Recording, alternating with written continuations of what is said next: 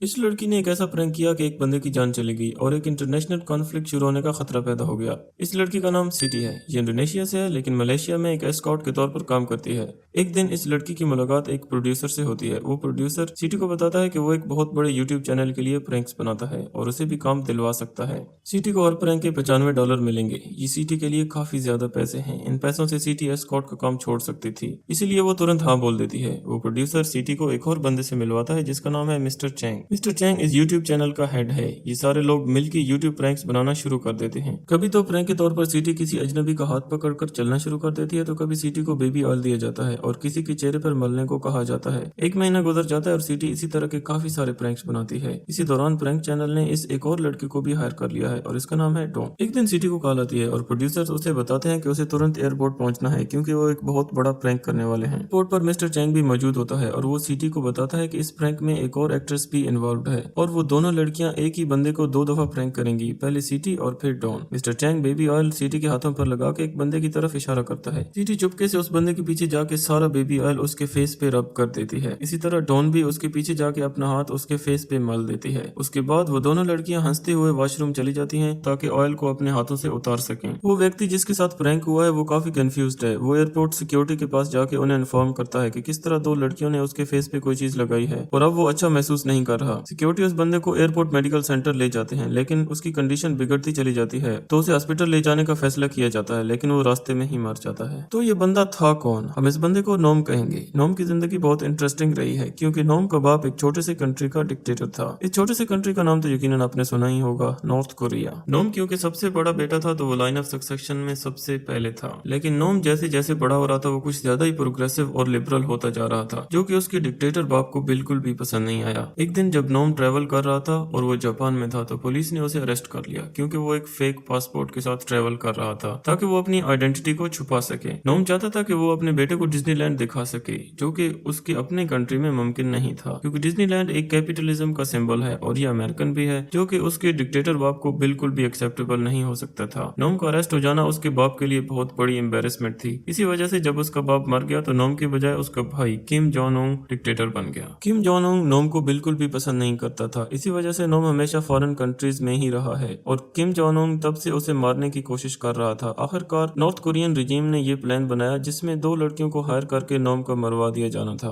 उस दिन जब सिटी और डॉन एयरपोर्ट पर थी तो प्रोड्यूसर ने उन्हें बताया कि उन्हें नोम के फेस को बेबी ऑयल से टच करना है, लेकिन असल में वो बेबी ऑयल नहीं था बल्कि सिटी के हाथों पे उन्होंने एक केमिकल रब किया था जिसको हम केमिकल ए कह देते हैं। डॉन के हाथों पे जो केमिकल था उसको हम केमिकल बी कह देते हैं और जब हम इन 2 केमिकल्स को मिलाते हैं तो एक नर्व एजेंट बनता है जिसको हम एक्स कह देते हैं। इस नर्व एजेंट को वर्ल्ड वाइड बैन कर दिया गया क्योंकि ये अगर आपके फेस पर लग जाए तो आपको तुरंत मार देगा और यही नोम के साथ हुआ। मिस्टर चैंग और बाकी सारे producers actually north Korean spice थे और इस दिन वो सारे लोग भाग गए थे और इस मर्डर से जुड़े लोगों में से सिर्फ सिटी और डॉन ही रह गई थी, जो कि एयरपोर्ट पर मौजूद थी और वो एयरपोर्ट के वॉशरूम में अपने हाथ धो रही थी। जैसे ही वो बाहर निकली तो उन्होंने इधर उधर देखा लेकिन उनको प्रोड्यूसर्स कहीं भी दिखाई न दिए, तो उन्होंने इसे बहुत बड़ी बात न समझा और वो दोनों अपने अपने घरों को चली गईं। उन्हें कुछ पता नहीं था कि उनके प्रैंक की वजह से एक बंदे की जान चली गई है, लेकिन एक दिन बाद ही वो दोनों अपने अपने घरों से अरेस्ट कर ली जाती हैं। उन्हें अभी भी पता नहीं था कि उन्होंने असल में किया क्या है। मलेशियन पुलिस ने उन्हें अरेस्ट कर लिया और उन पर मर्डर का चार्ज लगा दिया। 8 महीने बाद ट्रायल शुरू होता है। ये याद रहे कि मलेशिया में मर्डर की सजा मौत है।